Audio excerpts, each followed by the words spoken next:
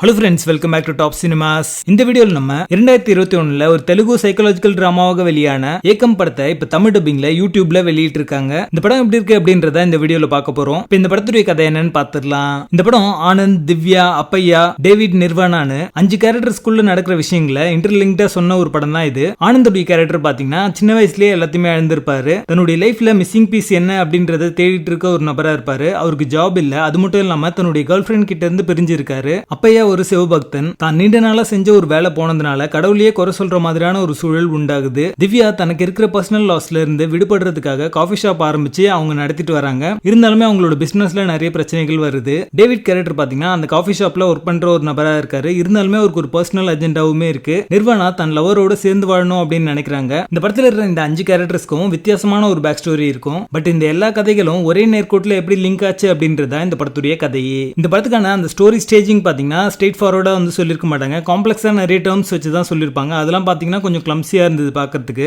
Lead characters 5 பேர் பாத்தீங்கன்னா பஞ்சபூதங்களை ரெப்ரசென்ட் பண்ற மாதிரி 5 கேரக்டர்ஸ் இந்த படத்துல வச்சிருப்பாங்க. அது எல்லாமே பாத்தீங்கன்னா இந்த படத்துல ஒரு மெட்டஃபரா யூஸ் பண்ணிருப்பாங்க. அது பாக்கிறதுக்கு நல்லா இருக்கும். குறிப்பாக கிளைமேக்ஸ் முடிச்ச விதம் பாத்தீங்கன்னா ரொம்ப நல்லாவே இருக்கும். ஆனந்துடைய ஸ்டோரி பாத்தீங்கன்னா இன்னும் கொஞ்சம் பெட்டரா வந்து ஸ்டேஜ் பண்ணிருக்கலாம் அப்படிங்கிற மாதிரி தோணுச்சு. நிர்வனாவுடைய ஸ்டோரி பாத்தீங்கன்னா ஸ்டார்டிங்ல வந்து இன்ட்ரெஸ்டிங்கா இருக்கும். அதுக்கப்புறம் பாத்தீங்கன்னா பெருசா ஒரு இன்ட்ரெஸ்டிங் எலிமெண்ட் எதுவுமே இருக்காது அந்த பிளாட்ல. சோ இந்த படத்துடைய கிளைமேக்ஸ் மாதிரியே மொத்த படத்தை எடுத்திருந்தாங்க அப்படின்னா இந்த படம் அடுத்த லெவலுக்கு போயிருக்கும். படத்துல நடிச்ச எல்லாருமே ஒரு டீசென்டான ஒரு பெர்ஃபார்மன்ஸ் கொடுத்திருக்காங்க. செகண்ட் ஹாஃப் பாத்தீங்கன்னா ஃபர்ஸ்ட் ஹாஃப் விட பெட்டராவே இருந்துச்சு. இந்த படத்தை முடிக்கும் போது ஒரு நல்ல சோஷியல் மெசேஜ் சொல்லி முடிச்சிருப்பாங்க. அது பார்க்க நல்லா இருக்கும். படத்துடைய பேசிங் ஆவரேஜா இருக்கும். மொத்தத்துல இது ஒரு ஒன் டைம் வாட்சபிள் சைக்காலஜிக்கல் டிராமாவா வந்திருக்கு. படத்துல அடர் கண்டென்ட் இல்ல. இந்த படத்தை நீங்க ஃபேமிலியோட பார்க்கலாம். ஏக்கம் படத்துக்கு எங்களோட ரேட்டிங் 5 out of 10.